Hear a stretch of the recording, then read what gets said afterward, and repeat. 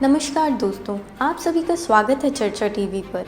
चर्चा टीवी को अपना ढेर सारा प्यार देने के लिए धन्यवाद। आज हम आपको बताएंगे कि नागालैंड राज्य में मौजूदा स्थिति में कौन सी पार्टी मजबूत है और 2 मार्च को कौन सी पार्टी नागालैंड में सरकार बना सकती है। चर्चा टीवी ने नागालैंड के लोगों से बात करके उनकी नब्ज टटोलने की कोशिश की है और जानने की कोशिश की है कि किन मुद्दों पर नागालैंड की जनता ने इस बार चुनाव में वोट किया है। नागालैंड के 16 जिलों में 60 विधानसभा सीटें आती हैं।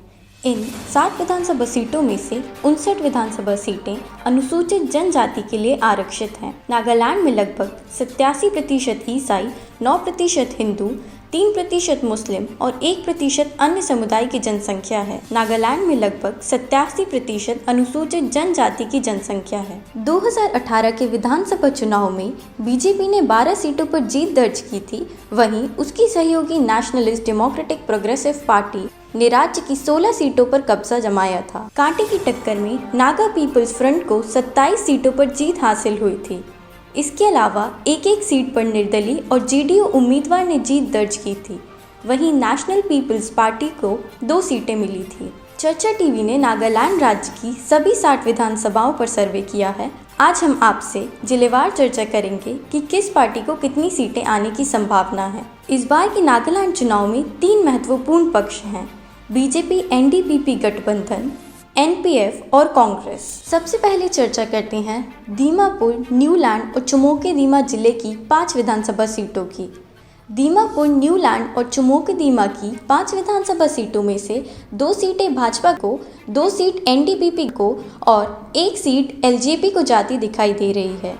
दीमापुर 2 और दीमापुर 3 में एलजेपी और एनडीपीपी के बीच कड़ा मुकाबला नजर आता दिखाई दे रहा है। इसके बाद चर्चा करते हैं पेरेन जिले की 2 विधानसभा सीटों की। इस जिले की दोनों ही विधानसभा सीटों पर एनडीपीपी मजबूत है। पेरेन के बाद चर्चा करते हैं कोहिमा जिले की 6 विधानसभा सीटों की।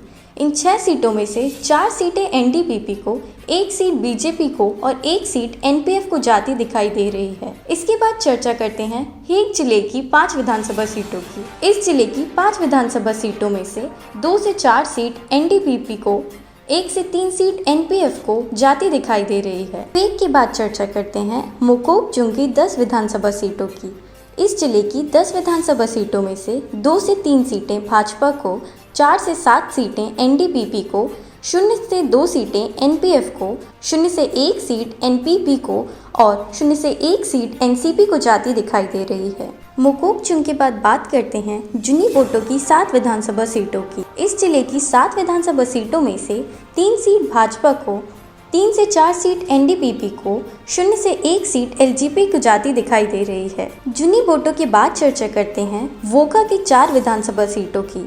इस जिले की 4 विधानसभा सीटों में से 2 से 3 सीटें भाजपा को, 1 सीट एनडीपीपी को, 0 से 1 सीट एनसीपी को जाती दिखाई दे रही है। वोका के बाद चर्चा करते हैं मौन की 9 विधानसभा सीटों की। इस जिले की 9 विधानसभा सीटों में से 2 से 3 सीटें भाजपा को, 5 से 6 सीटें एनडीपीपी को, 0 से 1 सीट एनसीपी को और 0 से 1 सीट एलजेपी को जाती दिखाई दे रही है।